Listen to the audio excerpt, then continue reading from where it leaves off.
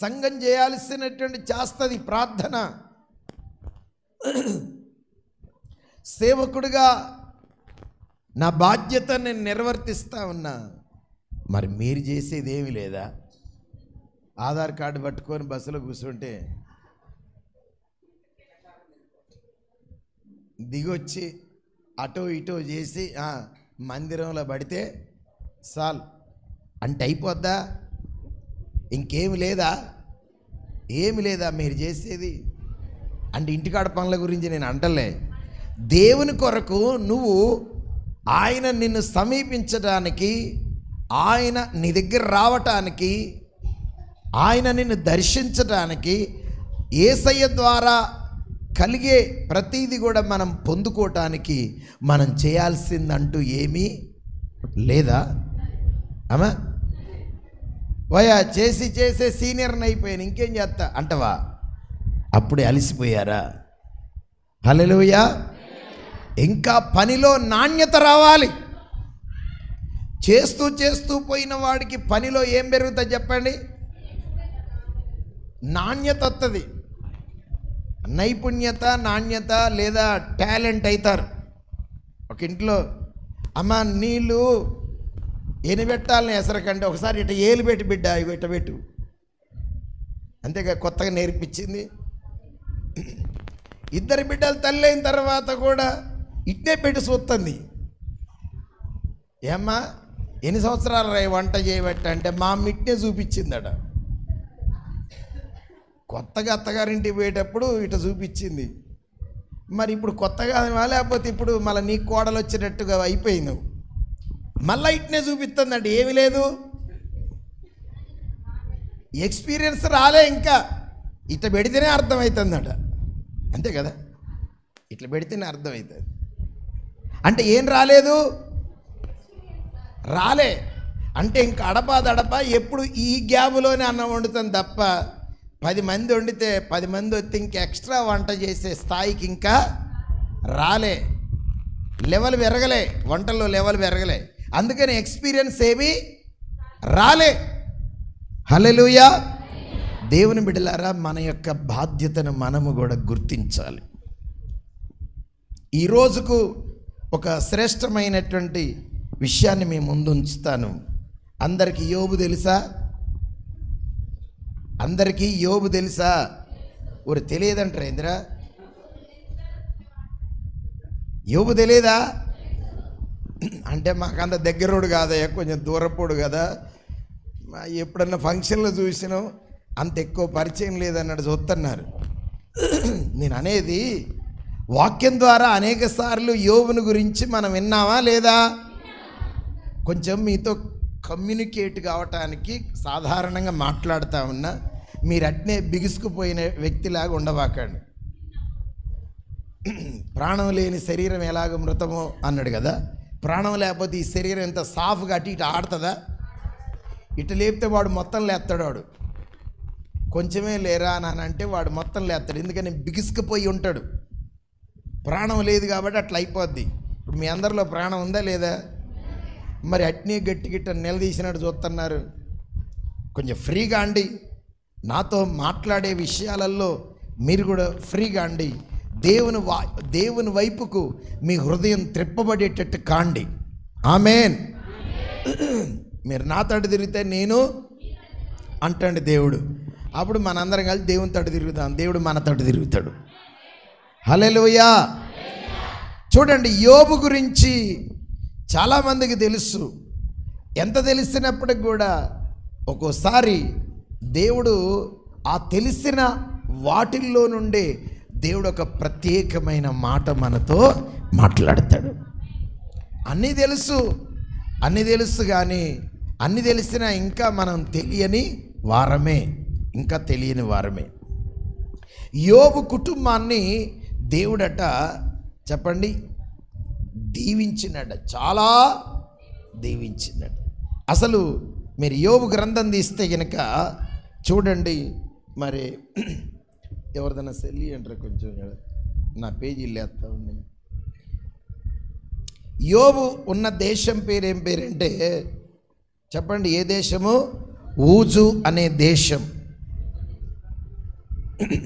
ఆ దేశములో అతన్ని వంటి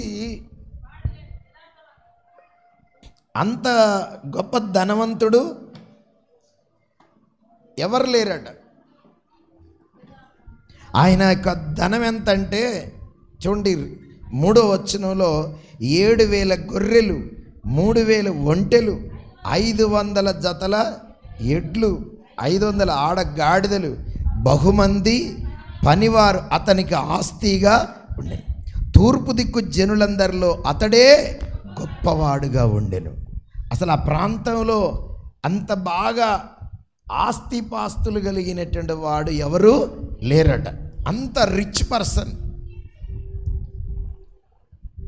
ఒక 2 బర్రెలు ఉంటేనే అసలు ఎక్కడ ఆగమాగం అవుతారు కదా.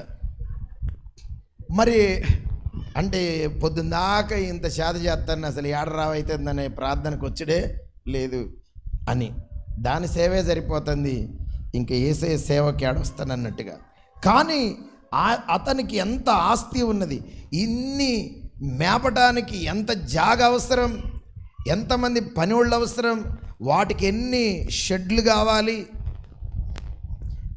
కాబట్టి అంటే పశు సంపద ఉంది, వాటి ద్వారా పనివారు ఉన్నారు, అంత భూమి ఉన్నది, అన్ని ఇండ్లు ఉన్నాయి, అన్ని కొట్టాలు అంటారు కదా, పశువుల దొడ్లు, అంతేనా? ఇటే అదే అంటారా? కాబట్టి ఇంత ఉన్నటువంటి వ్యక్తి, ఇక ఆయన కుటుంబ విషయాలు చూస్తే కనుక ఆయనకు 7 కుమారులు, 3 కుమార్తెలు. ఎంత చెప్పండి? ఇక్కడ 10 మంది కన్నోళ్ళు ఎవరన్నా ఉండరా? 10 మంది. ఇప్పుడు ఈ దినాల్లో ఇద్దరుగానే సరిగినే మొత్తం సగం బలం పోయినట్టుగా అయిపోతుంది. 10 మంది సంతానం. ఎంత సంతానం ఉంటే అంత ఆ దినాల్లో అంత ఆస్తి. ఎన్ని పశువులు ఉంటే అంత ఆస్తి. ఇప్పుడు మరి వస్తువులు ఎక్కువైపోయినాయి కనుక ఇంతమంది సంతానం అంటే సంతానంగా కలిగి ఉన్నాడు. మరి ఈ రోజున చాలామంది పిల్లలకి ఇద్దరిని చూసుకునేసరికి వాళ్ళని హాస్పిటల్ చుట్టూ తిరిగేసరికినే సరిపోతుంది. వీడు లేవగానే వాడు పడతాడు, వాడు లేవగానే వీడు పడతాడు, ఇద్దరు లేవగానే మళ్ళీ ఇంట్లో ఇంకోటి పడిపోతాడు, వీళ్ళని లేపుడు కూర్చోబెట్టుడే సరిపోయింది. మరి వీళ్ళందరిని పట్టుకొని మరి ఎన్ని హాస్పిటల్ తిరిగిండి యోబు. ఏమా యోబుకు ఇంత డెవలప్ కావటానికి కారణం ఏంటి? What is the secret of my energy? అసలు ఏంది ఇంత సీక్రెట్ ఏంటి? అసలు మాకు కూడా బర్రెలుండే ఉండే, ఒక బర్రె ఈనిందంటే ఎప్పుడు ఏదో ఒకటి తాకట్లు పెట్టేది. అది ఇవాళ 2 లీటర్లు ఈనిందంటే రేపు 1/2 లీటర్ కూడా ఇయ్యపోయేసరికి అసలు ఏం పట్టిందో తెలుసుకోవాలని మా నాయనమ్మ మొత్తం అడిగించుకోవడానికి పోయేది. ఇక అంటే నిజంగానే ఇక ఏదో ఒకటి దాని మీద కొండితనం తయారయ్యేది. ఫలాంది అంటే ఇక ఉన్న పాలతోడు తోడు పెట్టి పెరిగేసి మొత్తం తీసపోయి తీసపోయి పెట్టేది. ఇక తెల్లారి నిజంగానే చూసిన అమ్మాయి మంచిగా అది ఏదో పట్టింది పోయిందని. ఒక బర్రెకే ఇన్ని పాటలు పడితే మరి ఇన్ని బర్రెలుండి ఇన్ని గాడిదలుండి ఇంత సంపద ఉంటే ఇంతగా అవన్నీ కూడా కంట్రోల్ చేయాలంటే, వాటన్నిటి కంట్రోల్ చేయాలంటే వాటిలో ఏది కూడా అనర్థంగా వ్యాధులు రోగాలు వచ్చి ఈడ్చుకొని పోకుండా, అవి తప్పించుకొని పోకుండా, ఎవడు దొంగలు తినకుండా, లేదా అవి వృద్ధి అయ్యేటట్టుగా వీటన్నిటి ఇంత డెవలప్ కావటానికి మరి అతని యొక్క సీక్రెట్ ఏంటి? చూడండి, ఆయన యొక్క చేతి పని కూడా అతని చేతి పని దీవించుచుండుట చేత అతని ఆస్తి దేశములో బహుగా విస్తరించి ఉన్నది. ఆయన ఏ పని చేసినా ఆశీర్వదించబడుతున్నాడు. మీ చేతితో ఏ పని ఆయన చేతితో చేసే ప్రతి పని ఇత్తనాలు పెడితే అది మొలవట్లేదే. ఎవరితోడు పెట్టించినవా అంటే భలేగుంది గామని పిలిచినవా అనేటట్టుగా కొంతమంది పరిస్థితి ఉంటుంది. కానీ యోబు ఏ విత్తనం విత్తినది నూరంతలుగా ఫలం. హల్లెలూయా. కొనకు మేక కొంటేదట, ఎటో పోయిందట, ఇంకోటి అసలే కొనొద్దు అని చెప్పిన. అంటే ఏదైనా తీసుకుంటే దాని మీద ఏదో ఒక శాపం. ఏదన్నా బర్రెను కొంటే అది అటే పోయిందట, ఎడిపోయిందట, మళ్ళీ కొన్నోడి ఇంటికే పోయిందట. అంటే ఏది మన చేతుల్లో మిగలట్లే, ఏది మన చేతిలో ఉండట్లే. తోడ పెడితే పురుగులు తినే పిల్లలు చదివితే వాడు కాలేజీల నుంచి ఎస్కేప్ అయిపోయాయి. ఈ విధంగా ప్రతి వాళ్ళు ఏదో ఒక సమస్యను ఎదుర్కొంటా ఉన్నారు. ఆమేన్. ప్లాట్ కొంటే మొదగాలు ఎవడెవడో కొన్నాడట, మధ్యలోడో కొన్నాడట. ఆ కిరికిరితోటి పోలీస్ స్టేషన్ల చుట్టూ పెద్ద మనుషుల చుట్టూ తిరుగుడే సరిపోతుంది. అంటే ఏది చేసినా ఏదో ఒకటి తలకాయ నొప్పి. మా శిష్యుడు లేదా ఆత్మీయ కుమారుడు తొందరగానే మనోడే, మన దగ్గరోడే, మాకు తమ్ముడే అవుతాడు అని స్థలం తీసుకున్నాడు. టకా సేవకులు గొప్ప దైవజనులతోటి ప్రారంభం చేసి చేస్తే వీళ్ళు కొన్న దగ్గర నుంచట అది వాళ్ళ తల్లిగారు ఇచ్చిందట, ఆ అబ్బాయికి అత్తగారు ఇచ్చింది. ఈ జాగ తీసుకున్న దగ్గర నుంచి అది వాళ్ళ ఆయనతోటి సంసారం చేయకుండా అవగారింటి దగ్గర కూడా ఉన్నదట. ఆలొల్లికి వాళ్ళ గొడవకి ఇప్పుడు ఏమైంది అయిపోయిందంటే అది మందిరమేగా, అది అమ్మిందేగా. అరే నా బిడ్డను నువ్వు సాదుకోవట్లేదు, నా బిడ్డ కట్నంగా నీ మందిర స్థలం ఇచ్చిన కాబట్టి ఈ స్థలంలో నువ్వు ఎట్టట కడతావని చెప్పని ఆ అమ్మాయి వాళ్ళ తల్లిగారు వాళ్ళు వచ్చి గొడవ దిగారట. చూడండి, అంటే ఈ పరిస్థితి ఈ పరిస్థితి తెలియకుండానే కొన్నవా, తెలిసే కొన్నా, ఇది కిరికిరితోటే స్టార్ట్ అవుతుంది. హల్లెలూయా. ఈ స్థలం కొన్నప్పుడు కూడా చాలా సమస్యలు. కొన్నదేం పెద్దోడే, వాడిని ఎదుర్కోవాలంటే ఆ గుట్టను పోయి గుద్దుకుంటే తలకాయ పగులుతుంది కనుక గుట్ట కొద్దిగా కూడా అది కొంచెం కూడా రవ్వ కూడా కదలదు, అంత గొప్పోడే. ఎట్లా ఏంది?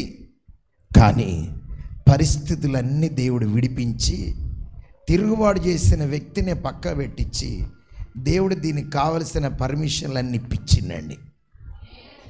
హల్లెలూయా.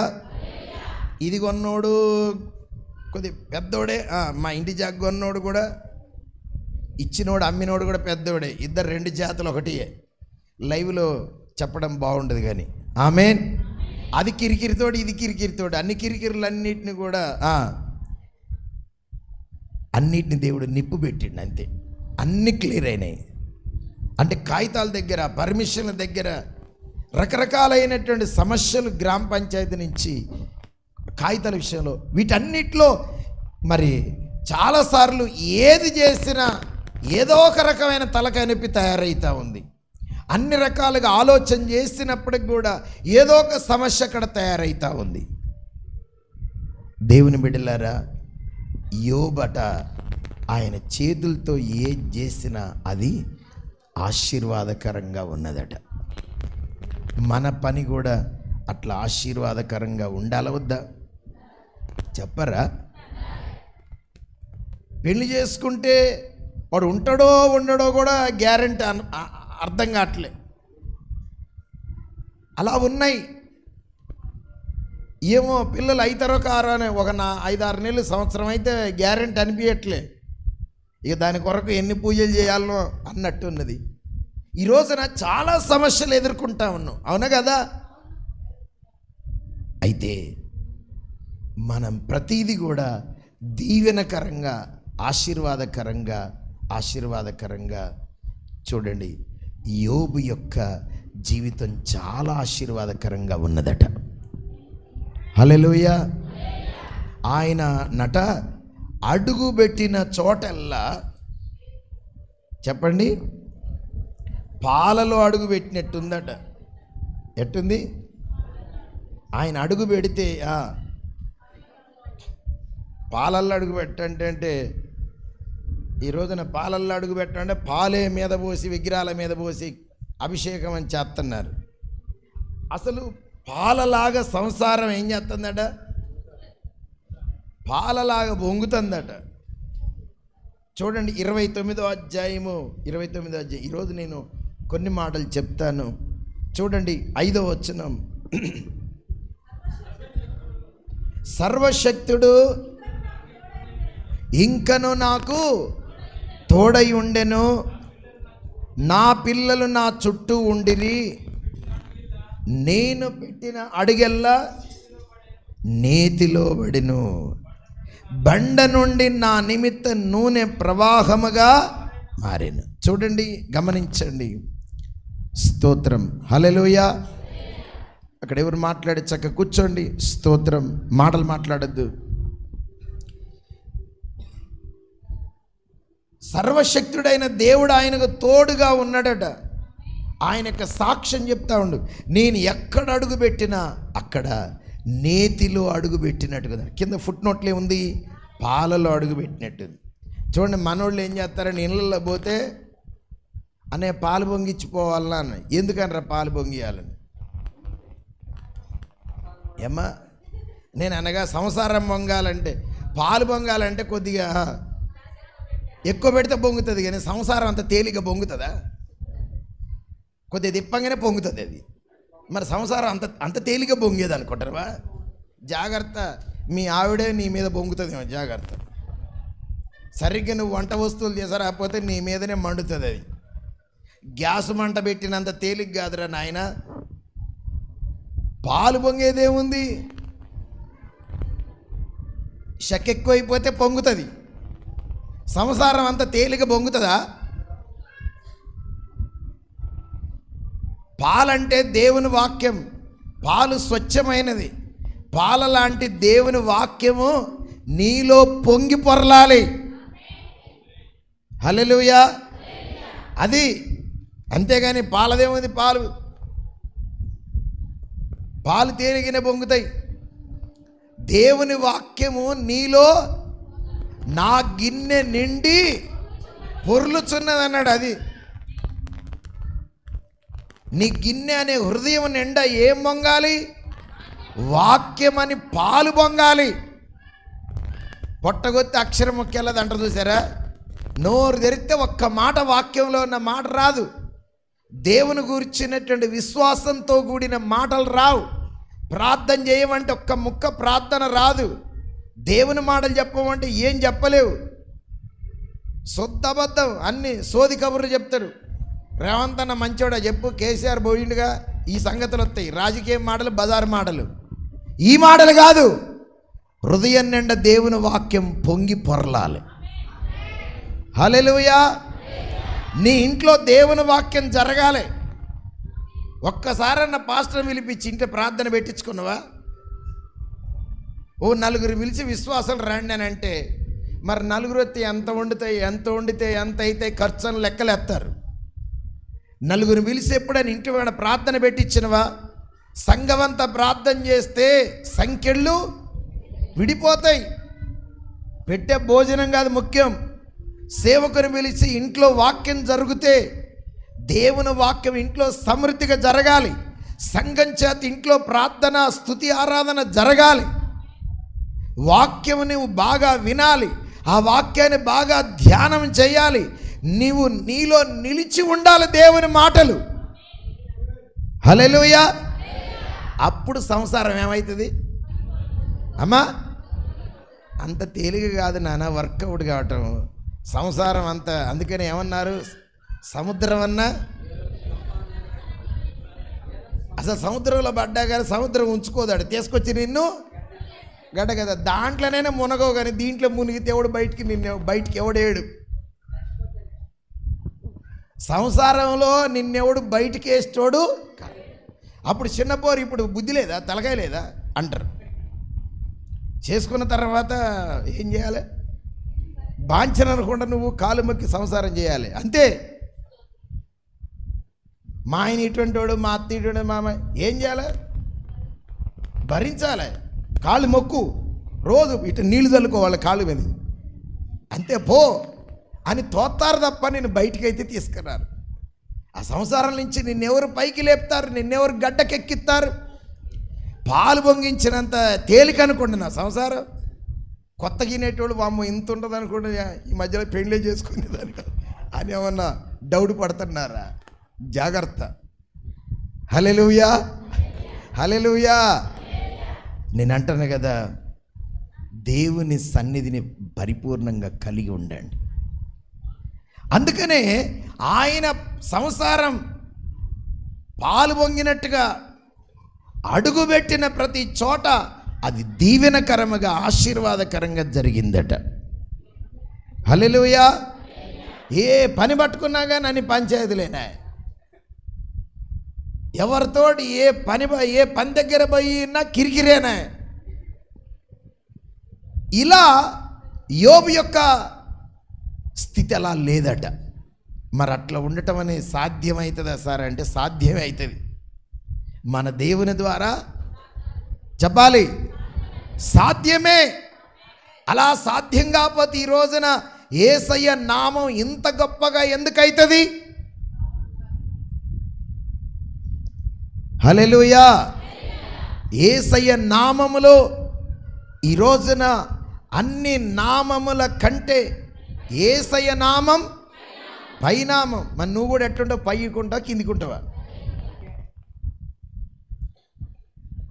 దేవుడు అలా ఉంచుతాడు.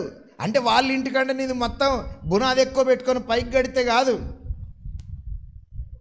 ఆత్మీయ జీవితంలో దేవుడు నిన్న అలా పైకి లేవనెత్తాలి. కాబట్టి బిడ్డలారా, ఒక విషయాన్ని గమనించండి. బండలో నుంచి కూడా నూనె బయలుదేరిందట. బండలో నుంచి నీళ్లు రావటం పాత నిబంధనలో చూస్తాం, కానీ యోబు విషయంలోనట బండలో నుంచి నూనె. ఆ నూనె ఏదో తెలుసా? పెట్రోల్. పెట్రో అంటే ఏంది? రాయి. రాయిలో నుంచి వచ్చిన నూనె పెట్రోల్. అంటే ఆయన ఎక్కడైనా అడుగు పెడితే అక్కడ ఒక శక్తి. అట్లా దేవుడు ఆయనకు తోడై ఉండి ఆయనను ఆశీర్వదించిండట. హల్లెలూయా. అయితే ఇప్పుడు చూడండి, అట్లా కావటానికి కావలసిన కారణం ఏమై ఉండొచ్చు? అది ఈ రోజున వాక్యం. అంతగా కాపాడబడవలసిన, ఆయన చేతి పని, ఆయన పిల్లలు, ఆయన ఆస్తి, ఆయన చేసే పనులు, ఆయన కుటుంబం వారు అట్లా దీవించబడి, అట్లా అభివృద్ధి పొంది, అలా ఆశీర్వదించబడి, ఏ కిరికిరి లేకుండా, ఏ లొల్లి లేకుండా, ఏ విధమైన పరిస్థితులు వచ్చినా వాటన్నిటిని అవలీలగా గెలిచి తీరిన సంసారం అనే సాగరాన్ని ఈది ఒడ్డుకెక్కినట్టుగా యోబును మనం చూస్తూ ఉన్నాం. ఒక ఇద్దరు ముగ్గురు ఆమెనన్నారు. మిగతా వాళ్ళందరూ సజీవుల లెక్కలో లేరా? ఉన్నారా? ఏ లోకానికి పోయారు? పాతాళంలో ధనవంతుడు ఎట్ట బాధపడతాడో పోయి చూసి వస్తానరా? ఏమ్మా, ఈ అగ్నిలో నేను యాతన పడలేకపోతున్నాననే మాట వినబడుతుందా? జాగ్రత్త గమనించండి. స్తోత్రం. హల్లెలూయా. ఇంతగా యోబు యొక్క కుటుంబం దీవించబడటానికి కారణం ఏమై ఉండొచ్చు అనేది ఈరోజు వాక్య భాగం. అది చెప్తా. ఎంతమంది వింటారు? ఇప్పటివరకు మొత్తం ఇది గ్రౌండ్ రిపోర్టే. ఇది అసలైన రిపోర్ట్ కాదు. ఇంకా అసలైన కీలకమైన ఒక మాట చెప్పాల్సింది ఉన్నది. ఇదంతా చెప్పి నేను ఊకుంటే ఉట్టిదే. మరి యోబు అట్ట బాగుపడతాడండి, ఎవరైనా కానీ అట్నే. మరి వాళ్ళు బాగుపడ్డారండి, మనం ఎట్లా బాగుపడతాం, మనం ఎట్లా బాగుంటాం అని చెప్పి మీరు నిరాశపడతారు. ఇప్పుడు యోబుకు దేవునికి లింక్ ఉన్నది. యోబుకు ఇప్పుడు మనకు కూడా లింకు కావాలి. ఎట్లా దీవించబడ్డాడు అది తెలుసుకోవాలి. తెలుసుకోకపోతే ఉట్టిదే. ఈ వాక్య సారాంశమే వేస్ట్. దేంట్లో ఏం ప్రయోజనం ఉండదు. ఆమేన్. ఎంతమంది తెలుసుకుందాం అనుకుంటున్నారు? ఎంతమంది వినాలనుకుంటున్నారు? ఏమి తిందుమా, ఏమి తాగుదుమా, అది ఫంక్షన్లలో. మందిరానికి వచ్చాడు ఏమి విందుమా, ఏమి పొందుకుందుమా అనాలి. ఏమి వినాలి, ఏదైనా పొందుకోవాలి, అది ఆశ. ఫంక్షన్ పోతే ఫుల్గా తినండి వద్దంటలే, పోయేదే దాని కొరకే, కట్నం వేసేది దాని కొరకే, వాళ్ళు పిలిచేది కూడా దాని కొరకే. ఇది మాత్రం ఏమి మీకు ఫంక్షన్లలో పెట్టినట్టు ఏమి ఉండదు. కానీ అంతకంటే శ్రేష్టమైనటువంటి మాటలు మాత్రం మీకు ఇచ్చి పంపిస్తాం. హల్లెలూయా, హల్లెలూయా, ఆమేన్. ఇంత గట్టిగా ఎందుకనంటే ముసలోళ్ళు అందరు లేవాలని, అంత తేలిక లేవరు వాళ్ళు. ఓకే, ఇంతగా యోబు దీవించబడడానికి, ఇంతగా చరిత్రకెక్కినటువంటి వాడుగా, తూర్పు దిక్కునున్నటువంటి వారందరికంటే కూడా అంత శ్రేష్టముగా ఆయన దీవించబడటానికి కారణం ఏమై ఉండును? చూడండి, నేను యథార్థవాది దగ్గర పోవట్లేదు, యథార్థవాది లోక విరోధి, నేను అక్కడ పోవట్లేదు. కానీ 1వ అధ్యాయంలో ఒక మంచి మాట చూపిస్తా. అతనికి కలిగిన సమస్తమునకు చుట్టూ కంచె వేసితివి గదా అంటాడు. అతని ఇంటి చుట్టూ అతనికి కలిగిన వాటి చుట్టూ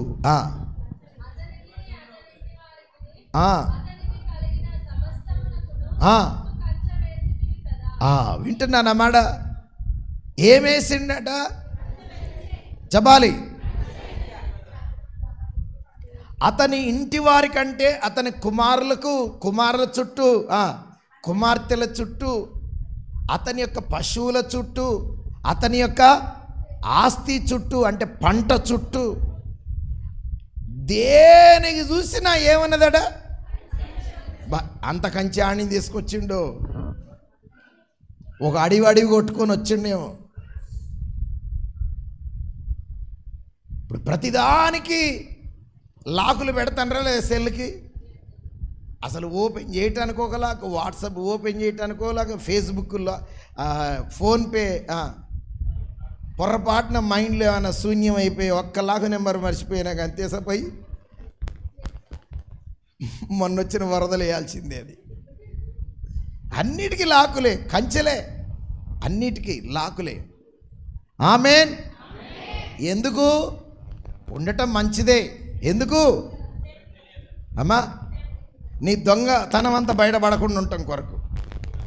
ఒకటి దొంగలు ఉంటారు కదా, వాడి చరిత్ర చూస్తే మొత్తం గుండెలు పగిలిపోతాయి, బాబూ అని ఏడవాలిగా. అంటే అంత సీక్రెట్లు ఉంటాయన్నమాట, మంచిగా షడ్డయ్యే. అందుకనే లాకు. కానీ వాస్తవంగా ఏదైనా మన లాకులు చూసి మన సమాచారం, మంచి సమాచారం బయటపడి ఆ lock number, PhonePe lock number దొరికితే ఎవడైనా కానీ తీసుకొని పోతాడు. దొంగకు ఒకళ్ళ దొరికే అవకాశం ఉన్నది. కాబట్టి వాటన్నిటి చుట్టూ ఏముంటుంది? కంచెలు వేశారా లేదా? ఒక్కోటి సెల్లులో కావలసినంత కంచె ఉన్నది. ఆమేన్. వేసుకున్నారా లేదా?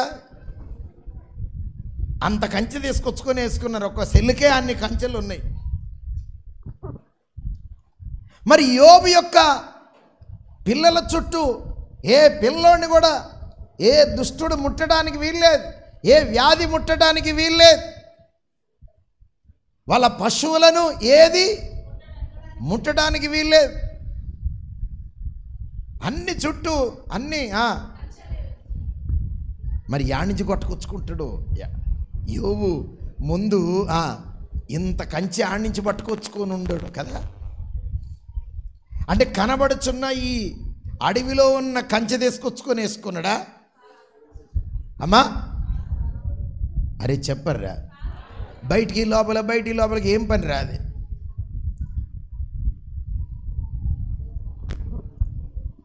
అడవిలో పోయి కంచెంతా కొట్టుకొచ్చుకొని తీసుకొని వేసుకుండా యోబు ఒక్కో కొడుకు చుట్టూ మొత్తం కంచె నాటి, అరే దీంట్లోకి వెళ్ళి బయటికి వెళ్ళొద్దురా అని చుట్టూ కంచె కట్టిండా. వాళ్ళ ఇంటి చుట్టూ కంచె అంటే ఇంటి చుట్టూ కంచేసుకొని వచ్చిండా? చెప్పండి. మీకు అర్థం కావాలని చెప్తున్నా, మీరు మరి తిరిగి సమాధానం చెప్పండి. ఆమేన్, హల్లెలూయా.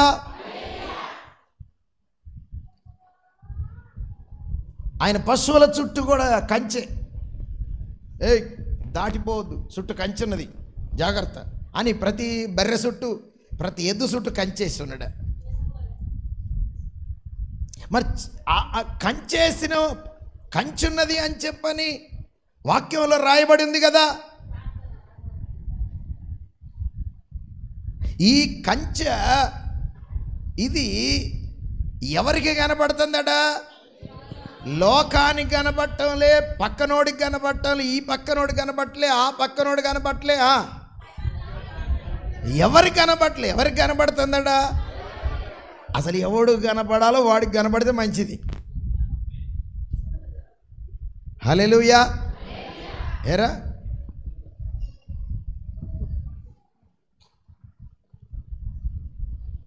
వాళ్ళ ఇంట్లో ఉన్నటువంటి వాళ్ళందరిని ఆగమాగం చేసిందట సైతాన్. కానీ ఒకసారి ప్రార్థన చేస్తా ఉన్నప్పుడు, ఓ నీ దగ్గరికి నేను రాను అంటే అందరి మీదకి పోయి ఎగబడింది. మరి నేను పోయినప్పుడు నా మీద ఎగబడొచ్చుగా.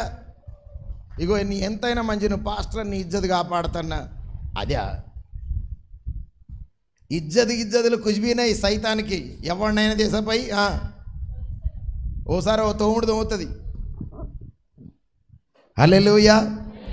సైతానికి ఎవరు మర్యాదస్తులు ఎవరు ఉన్నారా? ఎందుకైనా మంచిది, ఆంధ్రుడి కదా, నీకు కొద్దిగా నీ మీద నాకు మర్యాద ఉందని ఎవడు లేడు.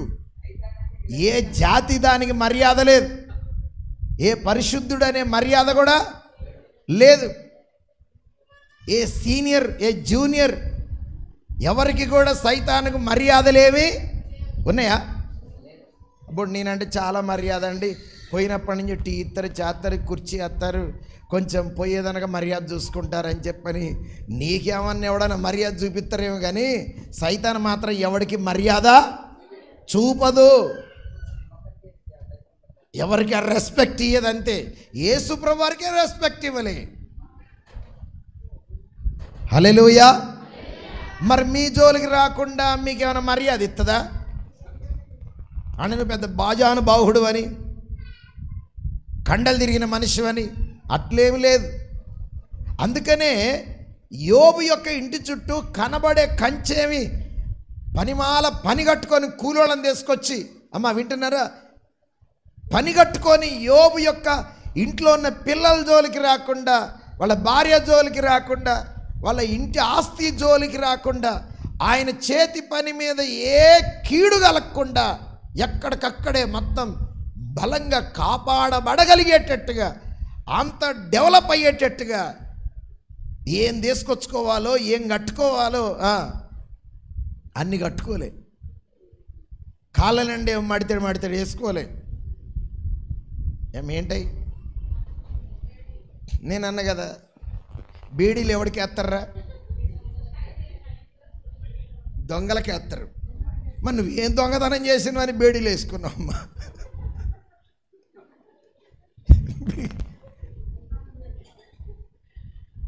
బేడీలంటే ఎవరికి వేసినా దొంగేగా.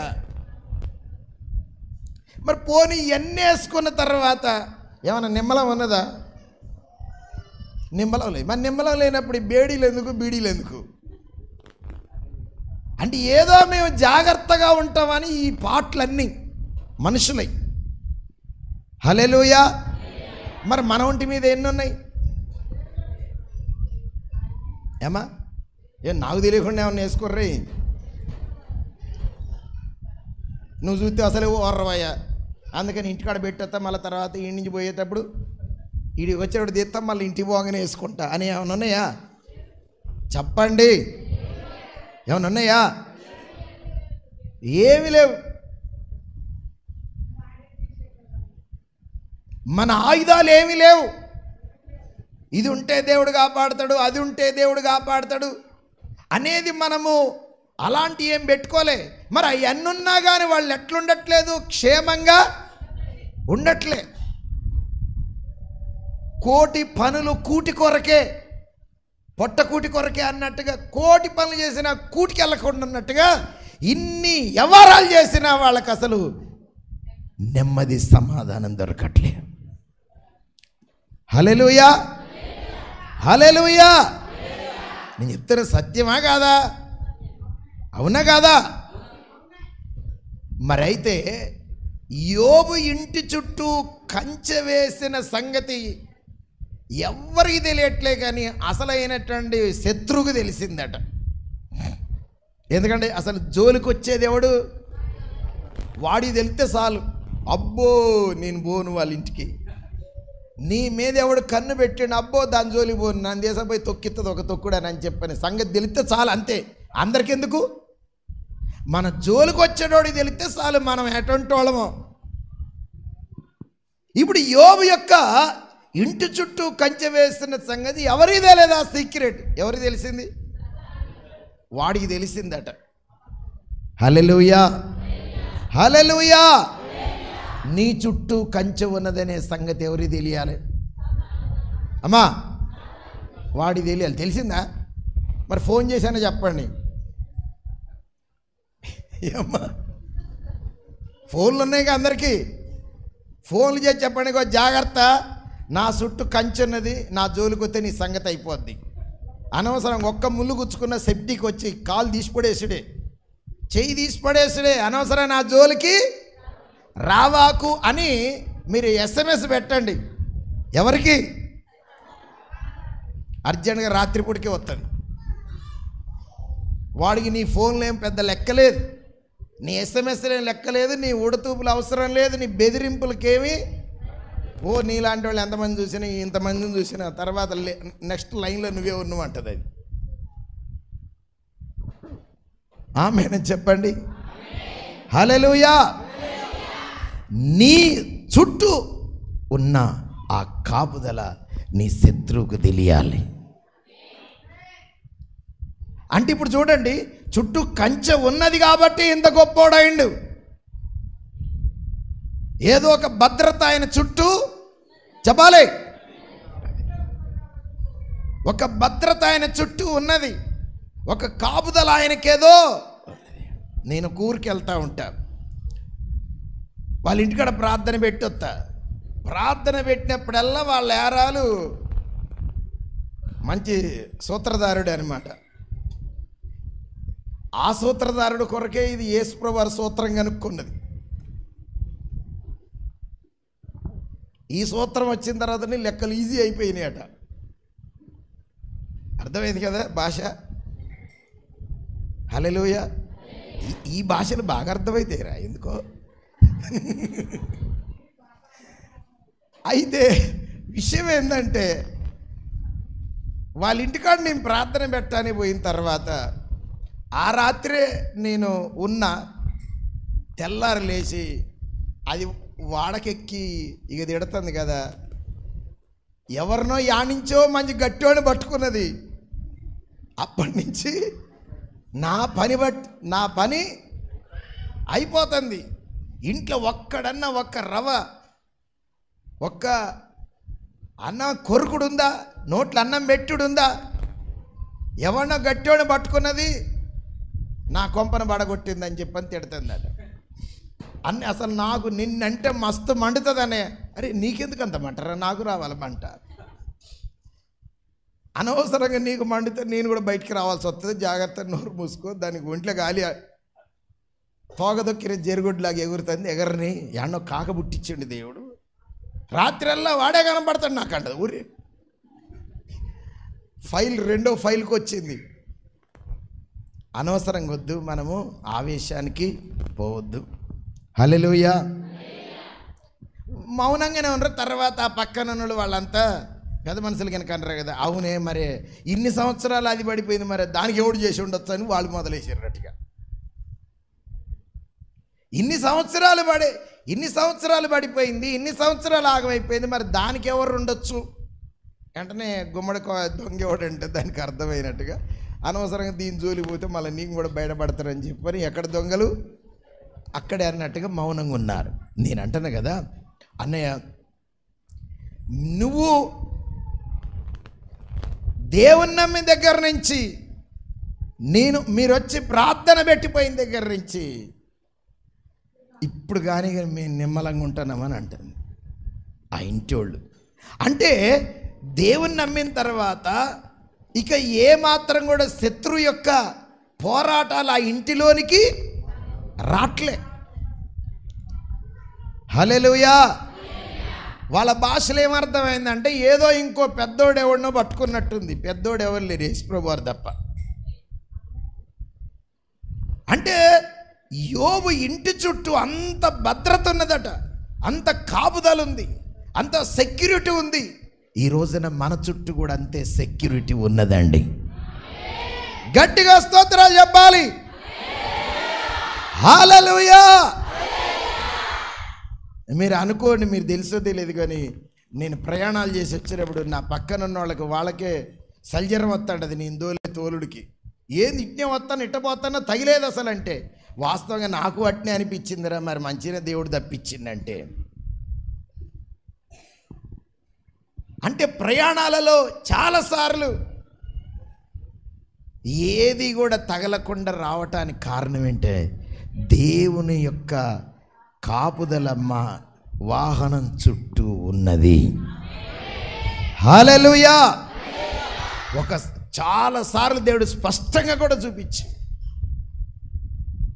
అలా అంచుల మధ్యలో నుంచి వెళ్తా ఉన్నప్పుడు కూడా, ప్రమాదపు అంచు మధ్యలో నుంచి వెళ్తా ఉన్నప్పుడు కూడా దేవుని దూతలు చుట్టూ ఉండి అలాగ హస్తంతో పక్కకి నెట్టినట్టుగా ఎదురుంగొచ్చినోడే 4 కొరుకొని ఒకటే ఆరను కొట్టుకుంటారే అనవసరంగా కాలు 2 పప్పు ఏది నీ కారు అన్నట్టుగా.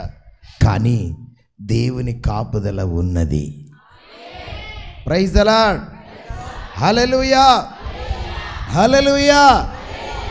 దేవుని బిడ్డలారా, మన చుట్టూ కూడా అంత కంచె వేసినట్టుగా మనకు కూడా అటువంటి భద్రత ఉండాలి. నమ్మడ అర్థమవుతుందా? మన చుట్టూ కూడా అంత భద్రత ఉండాలి, అంత మంచి అంత కంచె ఉండాలి, అంత భద్రత ఉండాలి. మన చుట్టూ కూడా ఉండాలా వద్దా?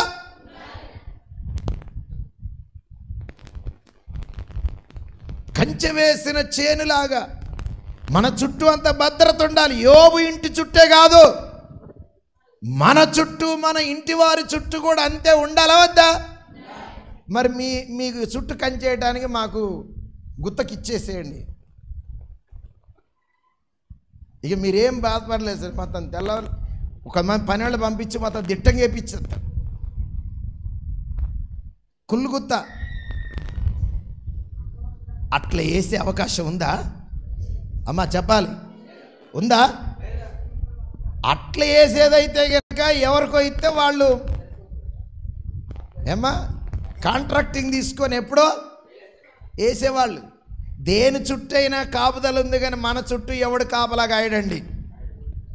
దేవుడు కాపాడుచుంటేనే తప్ప. ఆమేన్. అందుకని ఈ రోజున యోబు యొక్క ఇంటి చుట్టూ కంచె వేస్తేనే, అందుకని ఆ ఇంట్లోని కట శత్రువు చెప్తాడు, అందుకని నేను ముట్టలేకపోతున్నా, నేను తాకలేకపోతున్నా. ఓకే, ఆ చుట్టూ ఆ కంచె ఎవరేసి ఉండొచ్చు చెప్పాలి. నేను మాట అంట కదా, ఏం చేయకుండా యోబు ఇంటి చుట్టూ దేవుడు కంచె వేసిండా చెప్పాలి. నమ్మాట ఈరోజు కీలకమైన మాట అదే. దేవుడు వేస్తాడండి, ఓకే. ఆయన సర్వజనులకు ఆయన తండ్రే, ఆయన అందరికీ ప్రభువే, అందరినీ కాపాడే దేవుడే, అందరినీ పక్షపాతం లేకుండా ప్రేమించే దేవుడే ఆయన. కానీ అందరికీ అయినా ఆయన కొందరికే కాపుదలు ఇచ్చినట్టుగా ఉన్నది. అంటే ఏదో మనం చేయాల్సింది ఏదో ఉన్నది. చెప్పండి, మనం చేయాల్సింది ఏదో అది చెప్పాలి. ప్రవీణ్ ముందుకు రారా, ఏమైనా కథ అనుకున్నావా ఇది?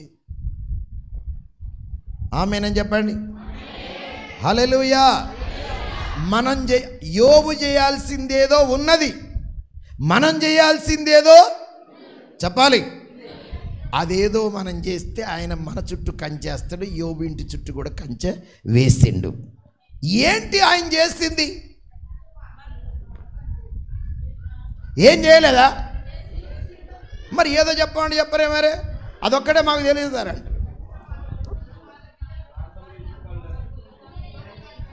అమ్మా చెప్పండి. ఓకే, చూడండి అక్కడ ఆయన చేసింది ఏదో మీకు చెప్తా. 5వ వచనంలో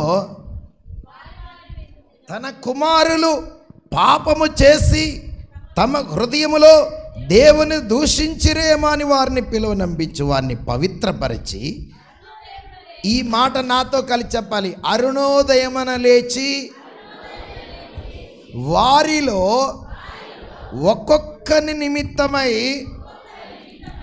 దహన బలులు అర్పించుచూ వచ్చెను. యోబు నిత్యము అలాగున చేసెను. ఏలాగున చేసెను అది చెప్పాలి మరి. అలాగే అంటే మళ్ళీ ఇలాగే అంటే కూరుతుంది, ఏదైనా లాగే. నిత్యము అలాగు చేసిన. ఎలాగ చేసిండు? అరుణోదయమున లేచి, చెప్పాలి, అరుణోదయమున లేచి ఒక్కొక్కరి నిమిత్తం, చెప్పండి, ఏం చేసిండట? దహన బలులు అర్పించిండట. అంటే ఎంతమంది పిల్లలు? 10 మంది. 10 మంది పిల్లల కొరకు 10 బలులు అర్పించిండు. దహన బలులు.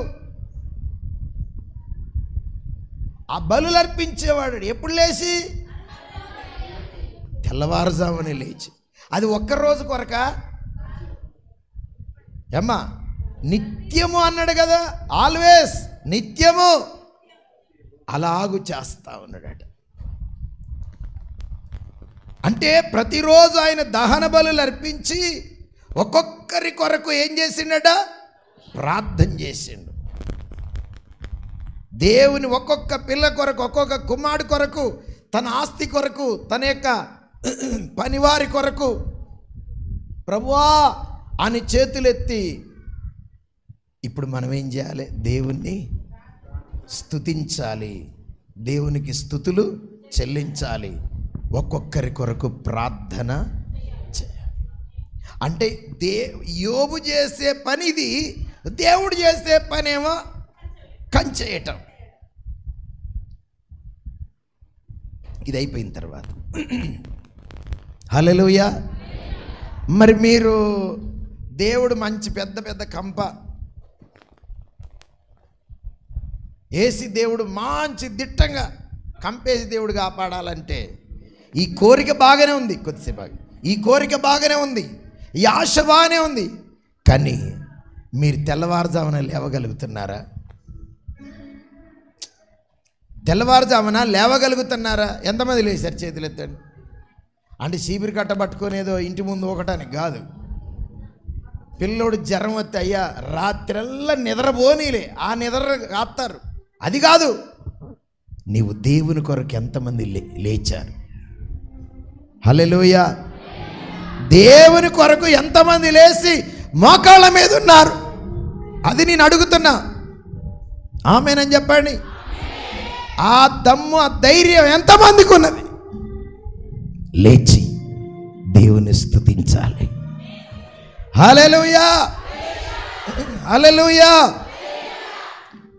వాడిని హాస్పిటల్ పట్టుకొని పోయి గ్లూకోజ్ ఎక్కుతుంటే ఆ సిస్టమ్ వచ్చి, అమ్మా నువ్వు నిద్ర పొరపాటున పోవద్దంటే, అయ్యా బెడ్ కాడనే ఉంటాయా, ఇట్నే చూస్తుంటాయా ఎంత ఎక్కిందో. సగం ఎక్కిన తర్వాతనే పిలుస్తా నిన్ను. బా, హాస్పిటల్లో గ్లూకోజ్ ఎక్కించినప్పుడు మాత్రం మెలకువగా ఉండి అక్కడనే పడి ఉంటావు కదా. బాగలేనప్పుడు, బలహీనతలప్పుడు, సమస్యలు వచ్చినప్పుడు, ఏదో వచ్చినప్పుడు అప్పుడు మెలకువగా ఉంటాం కాదు. మంచి రసకట్టుగా నిద్ర వస్తుంటుంది ఒక్కోళ్ళు, మంచి పాకం నిద్ర.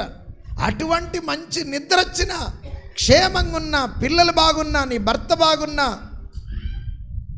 అన్ని రకాలుగా మంచి ఆ రోజున హ్యాండ్సమ్గా వంట మంచిగా ఉన్నా, ఫుల్గా 3 పూటలు తిన్నా, 4 పూటలు తిన్నా, నువ్వు తెల్లవారుజామున లేవాలి. హల్లెలూయా.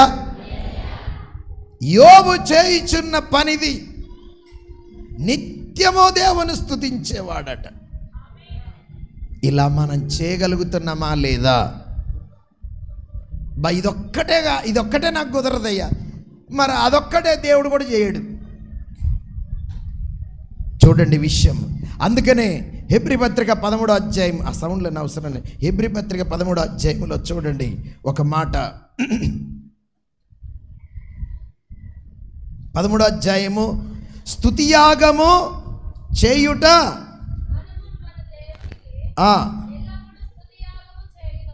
చేయుదము. రీసౌండ్ రానికి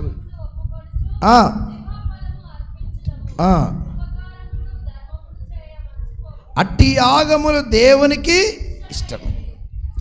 దేవునికట ఎల్లప్పుడూ స్తుతియాగము, రీసౌండ్ వస్తుంది, స్తుతియాగము చేయుట మరచిపోకండి.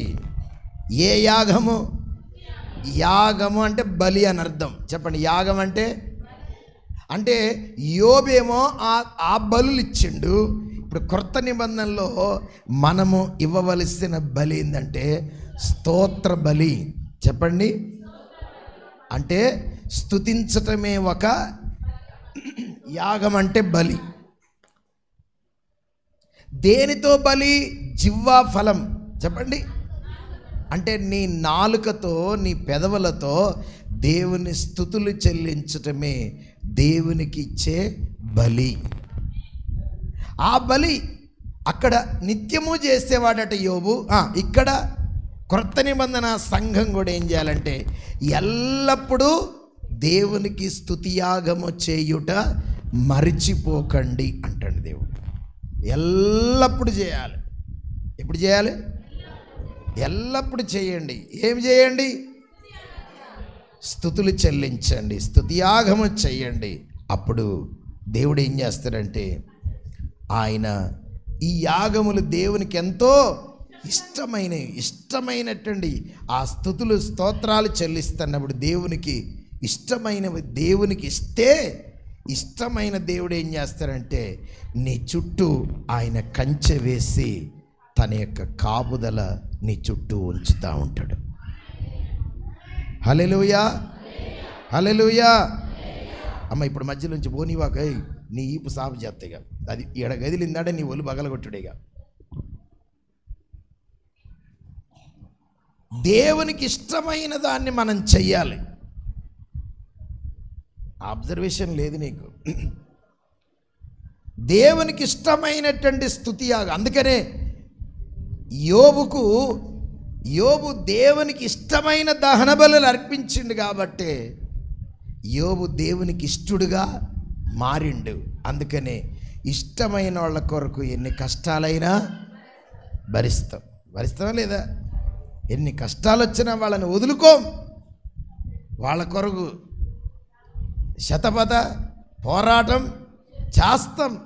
దేవుడు కూడా అట్నే నీ కొరకు ఆయన ఏదైనా మంచిదే, నేను అతని కుమారులను, అతని ఆస్తిని నేను కాపాడతా. హల్లెలూయా. ఖబర్దార్, వాని జోలికొస్తే నా జోలికి వచ్చినట్టే అంటాడు దేవుడు. అందుకని మీరు చూడండి 23 నిర్గమాకాండం, ఈ రీసౌండ్ కొందుకు వస్తుంది. 23వ అధ్యాయములో ఒక మాట ఏముంటుందంటే, నీ శత్రువులకు నేనే శత్రువుగా ఉంటా. 23 చదువున్నానా? 23వ అధ్యాయము 22వ వచనం, నేను నీ శత్రువులకు శత్రువును, నీ విరోధులకు నేనే విరోధినై ఉంటానన్నాడు. మన విరోధికి దేవుడు ఎవరు నిలబడతాడట? చెప్పాలి, దేవుడే విరోధిగా నిలబడతాడు. అంటే ఆ వ్యక్తి దేవునికి విరోధం ఏం కాదు, నీ కొరకు ఆయన కూడా విరోధిగా నీ పక్షాన నిలబడతాడట. నీ శత్రువుకి నేనే శత్రువునై నిలబడతానంటాడు దేవుడు. అంటే అంతగా తన దూతను పంపించి తన కాపుదల దేవుడు మనకు ఇస్తాడు. హల్లెలూయా. అంత కాపుదల, అంత భద్రత, అంత చుట్టూ కంచె వేసినట్టుగా దేవుడు మనల్ని కాపాడి సంరక్షించి నడిపించే దేవుడు ఆయన. అలా చేయాలంటే మనం చేయాల్సిన కార్యం ఏంటంటే దేవుని సన్నిధిలో లేచి, ఉదయకాలమే లేచి ఆయనను స్తుతులతో ఆయన మహిమపరచాలి. స్తుతులతో ఆయనకి ఇష్టమయ్యేంత స్తుతులు ఆయనకి మనము చెల్లించాలి. ఆ స్తుతులు దేవునికి ఎంతో ఇష్టమైనవట. నువ్వు పెట్టేటువంటి స్తుతి దేవునికి ఇష్టం గనక ఆ ఇష్టమైన స్తుతిని బట్టి దేవుడు నిన్ను ఇష్టపడతాడట. నమ్మడర్థమవుతుందా? దేవుడు నిన్ను ఇష్టపడతాడట. ఒకటి తృప్తి తీరబెడితే ఇక మన మీద వరాలు జల్లు కురిపిస్తాడు. దేవుడు కూడా అంతే. నువ్వేం పెద్ద ఇష్టమైన దానివేం కాదు. నీ దగ్గర ఎన్ని మరకలు లేవు, ఎన్ని లోపాలు లేవు, ఎన్ని మిస్టేకులు లేవు. భక్తులందరిలో ఎవరు గొప్పోడు? ప్రతి వాళ్ళల్లో కూడా ఏదో చెప్పండి. మనుషుల్ని ఎంత ప్రేమిస్తాడో ఆయన అంత ఉగ్రత కూడా కుమ్మరిస్తూనే ఉన్నాడు. ఆమేన్. మంచిగా ఉన్న వాళ్ళ మీదనే వేరే లెవెల్లో బీపీ వస్తుంటదే. ఇక నాకు నేను చూస్తే మండుతుంది కదా, మరి ఇంకెవరిని చూస్తావు? ఇక ఎదురుగా పొద్దున్న ఎత్తు చూసేదే వాడినే, దాన్నే. ఇక వేరే లెవెల్లో మండుతుంది, ఇంకెవరు చూస్తే ఇంకా చల్లబడతావు. ఇక చూడండి, అంటే ఎవరికైనా ఎవరికెవరు మంచోళ్ళు ఎవరు లేరు. హల్లెలూయా. మన ఎడల కూడా దేవుడికి అంతే మంట ఉన్నది, అంతే ప్రేమ ఉంది. చెప్పండి, మనమంటే అంతమంది. ఇప్పుడు వాళ్ళ మాటలు ఏమో ముచ్చరగా ఉంటాయి. వాళ్ళు చేసే శిల్పలకి తీసి కాలు పట్టుకొని నీ పిల్లల్ని, పసిపిల్లల్ని బండకేసి కొట్టువాడు ధన్యుడట. మరి అదే వాక్యం పట్టుకొని కాలు పట్టి బండ కొడితే ఇక చక్కగా తలకాయ తిరగకుండా మంచిగా ఉంటుందిరా అన్నట్టుగా వాళ్ళని చూస్తే ముద్దనిపిస్తే వాళ్ళు చేసే పనులేమో కదా. మనం చేసే పనులు కూడా దేవుని కట్నే ఉన్నాయి. మనమే అంత ముద్దు కాదు. మనం చేసే చిలిపి పనులు, మనం చేసే కొంటె పనులు, మనం మాట్లాడే మాటలు అప్పటికప్పుడే మొత్తం సైలెంట్ అయిపోయి సైలెంట్ కిల్లర్ లాగా మారిపోతాం. అయితే దేవుడు మన మీద ఎంత ప్రేమ ఉందో అంత కోపం కూడా ఉంది. అయితే దేవుడు ఎప్పుడు మన మీద ప్రేమబడి ఎప్పుడు ఇష్టపడతాడంటే దేవునికి ఇష్టమైన స్తుతి యాగము చేయాలి. హల్లెలూయా. నిత్యమా అప్పుడప్పుడా చెప్పాలి. నిత్యమా, ఆల్వేస్, ఎల్లప్పుడూ నీ ఛార్జింగ్ను గమనించుము, లేకపోతే మధ్యలో నేను పని చెయ్యను అంటది. Power is important. ఆ పవర్ ఏందో తెలుసా? ఒక కారు కదలాలంటే బ్యాటరీ ఎల్లప్పుడూ పవర్తో ఉండాలి. మన సెల్ పని చేయాలి, పవరు ఉండాలి. మనకుండే పవర్ ఏంటంటే స్తుతే. హల్లెలూయా. మనకున్న బ్యాటరీ ఏం చెప్పండి? స్తుతేనే బ్యాటరీ. ఎప్పుడు లోడ్ తోటి ఉండాలి. ఒకళ్ళు అసలు లేదు, ఎంత డక్కి కొట్టినా స్టార్ట్ అవుతుంది కాదు. ఎవరో ఒకళ్ళు 10 మంది వచ్చి ఏం చేయాలి? నెట్టాలి. అప్పుడు అందుకుంటుంది బండి. అట్లా ఉండదు బిడ్డలారా. స్తుతులతో నువ్వు నింపబడిన వాడుగా ఉండాలి.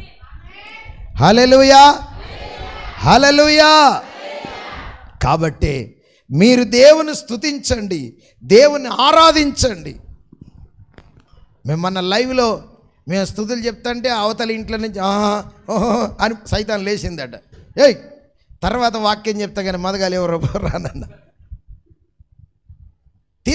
తీసుకొచ్చడం అవసరం లేదు, నేను ఆడికొచ్చడం అవసరం లేదు. ప్రార్థన నీళ్ళు చల్లు ఎంత లేచి కూర్చుంటుంది అంటే, ప్రార్థన చేసి నీళ్ళు చల్లితే లేచి కూర్చొని ఆమె కూడా దేవుణ్ణి స్తుతించింది.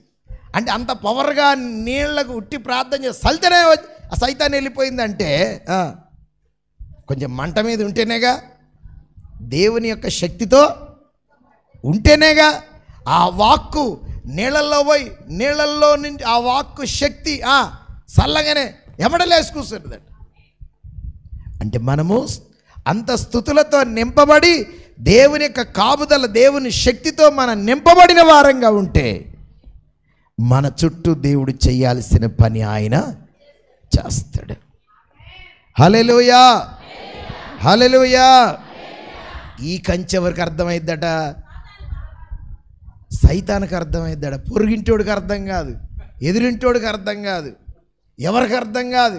అరే ఈ మధ్యలో అసలే పడట్లేదు ఏందిరా, నాకేందో అర్థం కావట్లేదు, మరి ఎవరి దగ్గర పోయి మంచిగా చేయించుకొని వస్తుంది, నాకు కూడా చెప్పరాదా అని అందరు అనాలి. ఓ మంచిగా ఉన్నాడు, మస్తు బాగు చేస్తాడు, కొద్దిగా డబ్బులు ఎక్కువ తక్కువ అయినా చూస్తాడు, రా అని చెప్పని పట్టుకురండి, చర్చి చూసేదిరా, ఓ గిదేనా అని వాళ్ళకి అర్థమవుతుంది. అందుకనే చర్చి అందరికీ తెలుసు, పాస్టర్ అంటే అందరికీ తెలుసు, యేసయ్య అంటే తెలుసు, కానీ ఈ శక్తి పవర్ తెలియట్లేదు జనాలకి. ఎందుకు తెలియట్లేదు తెలుసా? మీ దగ్గర పవర్ లేదు కాబట్టి వాళ్ళకి తెలియట్లేదు. ఎవరి దగ్గర లేదు? విశ్వాసుల దగ్గర లేదు. నువ్వే పోయి దావకాల పడి ఒకటే తిరుగుడా. నీ దేవుని శక్తి నీ దగ్గర ఉన్నదనే సంగతి వాళ్ళకి ఎడ తెలుస్తుంది చెప్పండి? అందుకనే దేవునిలో ఉన్న శక్తి ఎవరి ద్వారా అర్థం కావాలి? చెప్పాలి.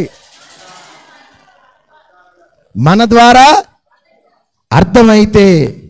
అర్థమైతే